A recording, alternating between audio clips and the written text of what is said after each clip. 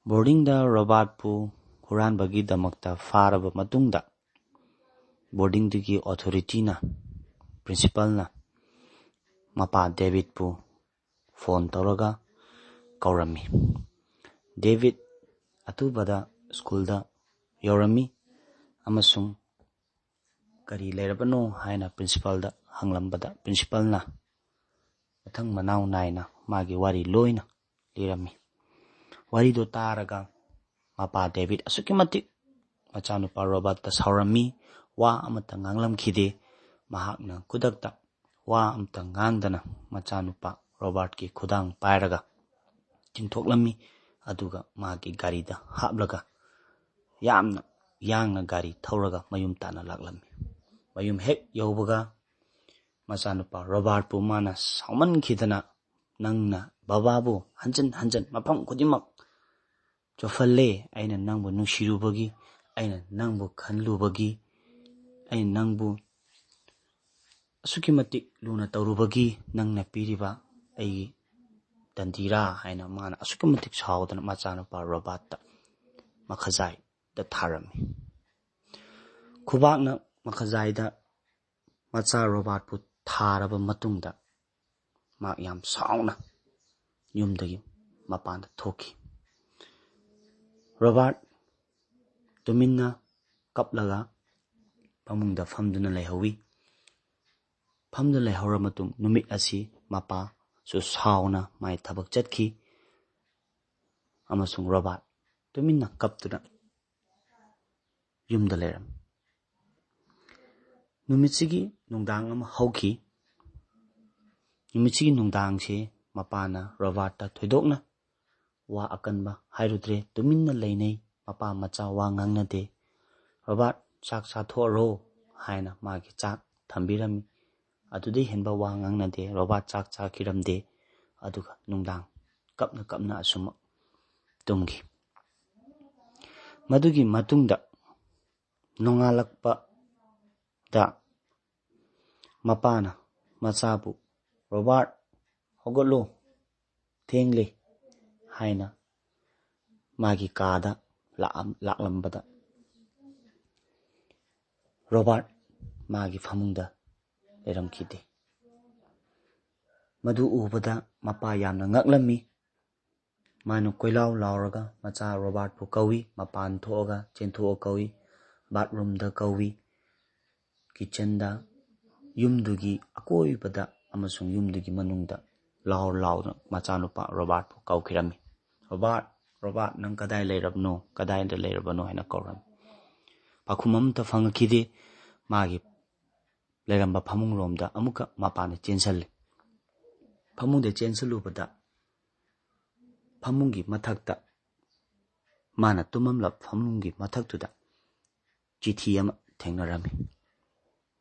Harva chithi adu mapana tap launa paikhalli aduga chithi adu asumna irami. Nungshiraba baba matam sanglaba aina anga oringai matamdagi babana aibu luna chana nungsina tawrai nongta aibu phorakhide. Adubu ngashidi babana aibu phubase ayam nungaite ayam pende bababu aina nungshide haiba wahai ayum thadoklaga chatlabani ai punsigi oina halaklaroi babana aibu nungshide haibase ai khangi babana aibu phuribase aibu nungshidabagini haina khangi haina asumna warun khara iraga chithi adu thamammi. Makhada adomgi nungshiraba nacha Robert haina tharami. Chithi adu parubada mapado kangaunarami haifam tofam khangkhide kaplammi laurami karino tawrisibo mangla taibangla gyan taramkhide.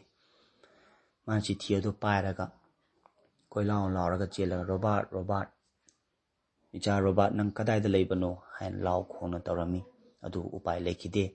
Robert uba fangkhide. Madugi matungda mana athubada kaplaga manak nakpa police station da chatlami. Machanupa Robert ayuktagi yumda leiramde haina police da FIR ama tawduna complain tawki amasung police nasu ꯃꯍꯥꯛꯃꯛꯁꯨ ꯑꯆꯧꯕ ꯐꯝ ꯑꯃ ꯑꯦꯛꯁꯤꯀ꯭ꯌꯨꯇꯔꯒꯤ ꯐꯝ ꯑꯃ ꯄꯥꯏꯔꯤꯕꯅꯤꯅ ꯃꯍꯥꯛꯀꯤ ꯔꯤꯄꯣꯔꯠꯇꯣ ꯑꯊꯨꯕꯗ ꯏꯟꯗꯨꯅ ꯄꯨꯂꯤꯁꯅꯁꯨ ꯌꯥꯝ ꯀꯟꯅ ꯊꯤꯅꯕ ꯍꯣꯠꯅꯈꯤ ꯑꯗꯨꯕꯨ ꯂꯥꯏꯕꯛ ꯊꯤꯕꯗꯗꯤ ꯔꯣꯕꯥꯔꯠ ꯊꯤꯕ ꯐꯪꯈꯤꯗꯦ ꯃꯊꯪꯒꯤ ꯅꯨꯃꯤꯠꯇ ꯃꯥꯅ ꯇꯣꯉꯥꯟ ꯇꯣꯉꯥꯟꯕ ꯈꯕꯔ ꯆꯦꯗ ꯆꯦꯐꯣꯡꯁꯤꯡꯗ ꯍꯥꯞꯂꯝꯃꯤ ꯃꯆꯥꯅꯨꯄꯥ ꯔꯣꯕꯥꯔꯠꯀꯤ ꯐꯣꯇꯣ ꯑꯃꯁꯨꯡ ꯃꯥꯡꯈꯤꯕꯒꯤ ꯔꯤꯄꯣꯔꯠꯀ ꯂꯣꯏꯅꯅ ꯑꯗꯨꯕꯨ ꯔꯣꯕꯥꯔꯠꯇꯤ ꯑꯁꯨꯃꯛ ꯊꯤꯕ ꯐꯪꯈꯤꯗ꯭ꯔꯦ ꯍꯜꯂꯛꯈꯤꯗ꯭ꯔꯦ ꯅꯣꯡꯃ ꯅꯤꯅꯤ ꯍꯜꯂꯛꯈꯤꯗ꯭ꯔꯦ ꯍꯨꯝꯅꯤ ꯍꯜꯂꯛꯈꯤꯗ꯭ꯔꯦ ꯃꯄꯥ ꯉꯥꯎꯆꯠꯅꯔꯝꯃꯤ ꯇꯧꯐꯝ ꯈꯪꯈꯤꯗꯦ ꯀꯞꯂꯝꯃꯤ ꯀꯔꯤꯒꯤꯗꯃꯛꯇ ꯑꯩꯅ ꯏꯆꯥꯕꯨ ꯈꯨꯠ ꯊꯥꯔꯨꯕꯅꯣ ꯍꯥꯏꯕ ꯃꯉꯣꯟꯗ ꯌꯥꯝꯅ ꯅꯤꯡꯍꯟꯅꯗꯕ ꯅꯨꯡꯉꯥꯏꯇꯕ ꯑꯁꯨꯃꯛ ꯐꯥꯎꯔꯝꯃꯤ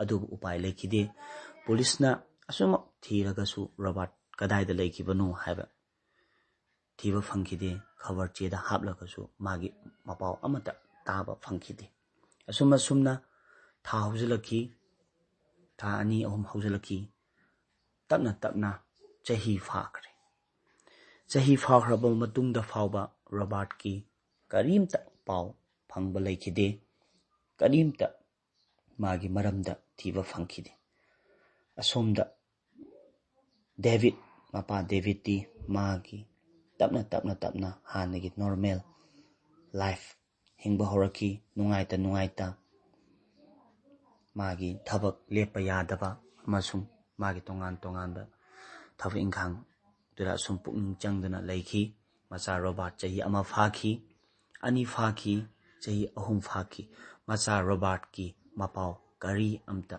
ꯇꯥꯈꯤꯕ ꯂꯩꯇꯦ ꯀꯔꯤꯝꯇ ꯈꯪꯈꯤꯗꯦ ꯃꯆꯥ ꯔꯣꯕꯥꯔꯠꯅ ꯑꯁꯨꯝꯅ ꯃꯥꯡꯈꯤꯕꯗꯣ ꯃꯄꯥ ꯗꯦꯕꯤꯠꯅ ꯑꯩ ꯏꯆꯥꯁꯤ ꯁꯤꯈ꯭ꯔꯕ꯭ꯔꯥ ꯃꯥꯡꯈ꯭ꯔꯕ꯭ꯔꯥ ꯀꯔꯤꯝꯇ ꯃꯥꯒꯤ ꯃꯇꯥꯡꯗ ꯈꯪꯗꯕ ꯍꯥꯏꯕꯗꯨ ꯑꯣꯏꯈꯤ ꯑꯁꯨꯝꯅ ꯍꯧꯈ꯭ꯔꯕ ꯃꯇꯨꯡꯗ ꯆꯍꯤ 15 ꯍꯧꯈ꯭ꯔꯕ ꯃꯇꯨꯡꯗ ꯊꯧꯗꯣꯛ ꯑꯃ ꯅꯣꯡꯃ ꯊꯣꯛꯈꯤ ꯆꯍꯤ 15ꯒꯤ ꯃꯇꯨꯡꯗ ꯀꯔꯤ ꯊꯣꯛꯈꯤ ꯍꯥꯏꯕ ꯊꯧꯗꯣꯛꯇꯨ ꯇꯥꯕꯤꯅꯕꯒꯤꯗꯃꯛꯇ ꯑꯩꯒꯤ ꯃꯊꯪꯒꯤ ꯑꯦꯄꯤꯁꯣꯗ ꯃꯌꯥꯝꯅ ꯈꯧꯔꯥꯡꯅ ꯉꯥꯏꯕꯤꯌꯨ